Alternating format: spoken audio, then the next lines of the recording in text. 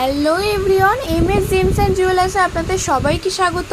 তো আজকে নিয়ে চলে এসেছি একদম লাইট ওয়েটের মধ্যে কিছু পেন্ডেন্টের কালেকশন নিয়ে। তো তোমরা দেখতেই পাচ্ছ কিছু হার্ট শেপের ওপর দিয়ে রয়েছে ছিলে কাটা কাজের ডিজাইন রয়েছে, তার সাথে এছাড়াও কিছু কাশনিং কাজের মধ্যে দিয়েও ডিজাইন করা কিছু পেন্ডেন্টও রয়েছে। তার সাথে খুবই কিউট কিউট দেখতের ওপর দিয়ে পেন্ডেন্টের কালেকশন গুলো রয়েছে।